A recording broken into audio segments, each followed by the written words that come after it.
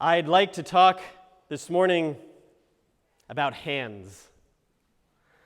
Specifically about why I think God gave us two hands.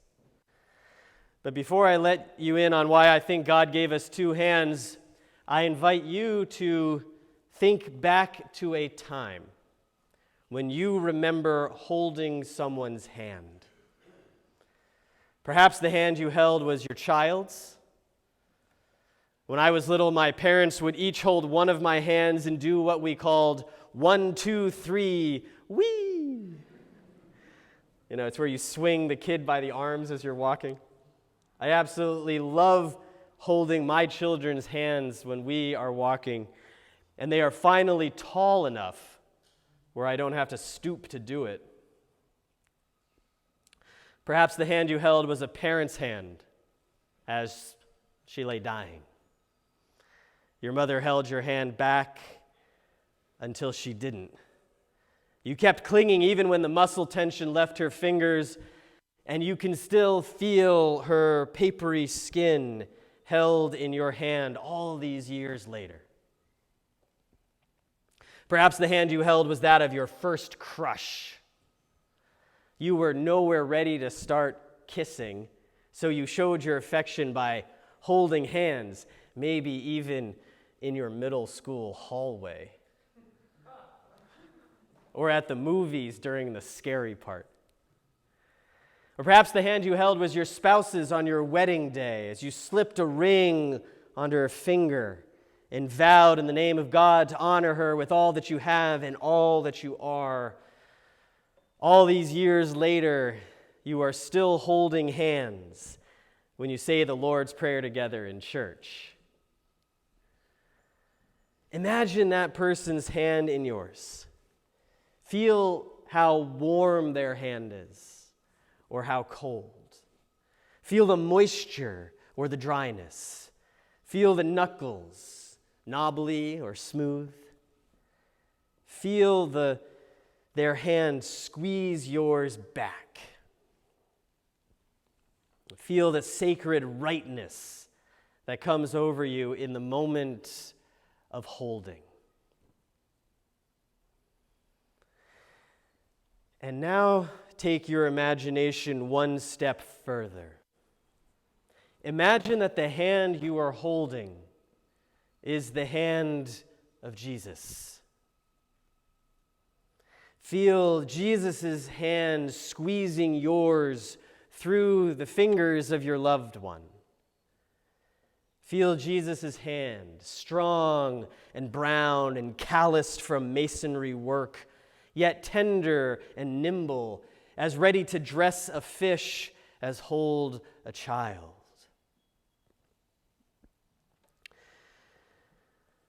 This is not some sappy or saccharine exercise designed to make Jesus more approachable. No. This exercise is designed to help us see Jesus for who he is. Throughout the gospel, according to Mark, Jesus holds people's hands. I don't know if you've ever noticed that. I didn't until we were doing it in our Bible study just these last couple of months. Jesus takes Simon Peter's mother-in-law by the hand and helps her up as her fever leaves her. After the demon convulses the little boy with epilepsy, everyone thinks he's dead. But Jesus takes the little boy by the hands and helps him stand up. Jesus takes a blind man by the hand in the town of Bethsaida and leads him out of the village. I can see in my mind's eye the blind man clinging to Jesus' hand for dear life as Jesus brings him beyond the areas of town that he knows. What trust he must have had, and all communicated through a held hand. And in today's gospel lesson, Jesus takes the little girl by the hand, the one whom everyone said was dead. Jesus takes her by the hand and says, "Little girl, get up." Her limp hand trembles in his, and she squeezes his hand as vitality surges back into her. Imagine the mother being the mother-in-law, or being the blind man, or the little boy, or the little girl. And you are. We all are. Because Jesus holds our hands and gives us healing and connection and new life. We have these hands of ours so that we can offer to others the same things that Jesus gives to us: health, loving relationships, new opportunities, community. So here's why I think God designed us to have two hands. We have one hand to reach out and hold on to someone else's hand, a mentor, a teacher, a coach, a pastor, a parent, a friend, a sibling, someone who inspires us to become the people God calls us to be. We have a second hand to reach out and offer it for someone else to grab a hold.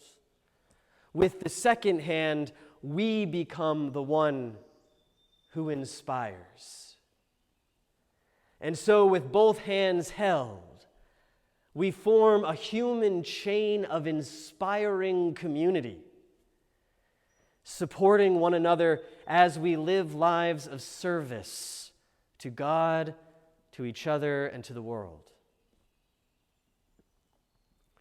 I encourage you this week to think about all the people whose hands you have held in this chain of inspiration.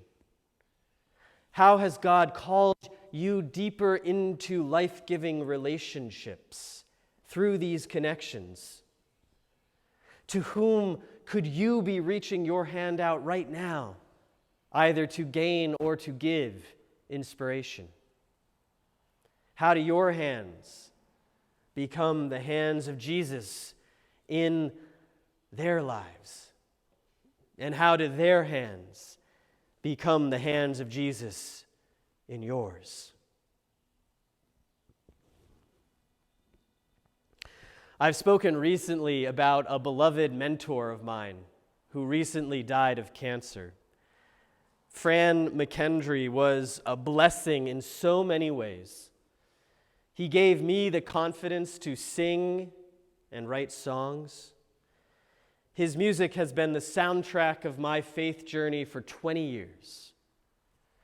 He is someone who grasped my hand when I flung it out in search of who I was supposed to be. His hand was the hand of Jesus in my life.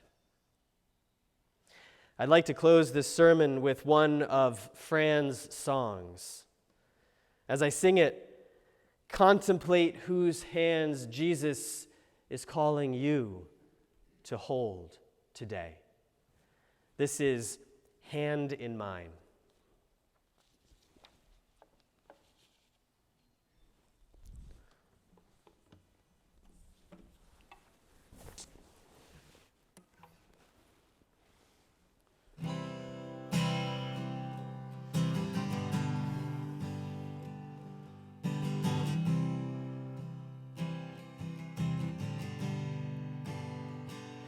Did you slip on that last step?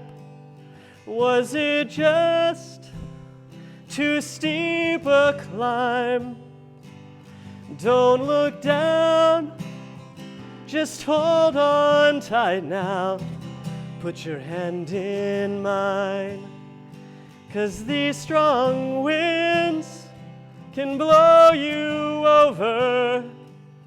And the air, it gets so thin The hardest part is to begin now. Put your hand in mine. Put your hand in mine. Put your hand in mine. Put your hand in mine.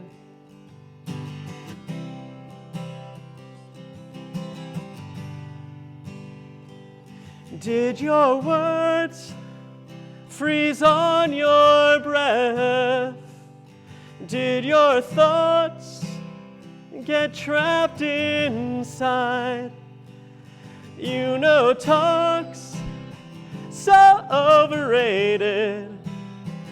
Put your hand in mine. Put your hand in mine. Put your hand in mine. Put your hand in mine. We may be walking for a long, long time. Put your hand in mine.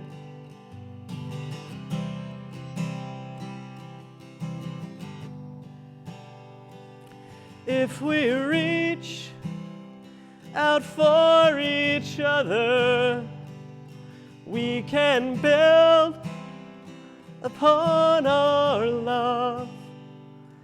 It's so close now, I can feel it. Put your hand in mine. Put your hand in mine. Put your hand in mine. Put your hand in mine. We may be walking for a long, long time. Put your hand in mine. Put your hand in mine. Put your hand in mine.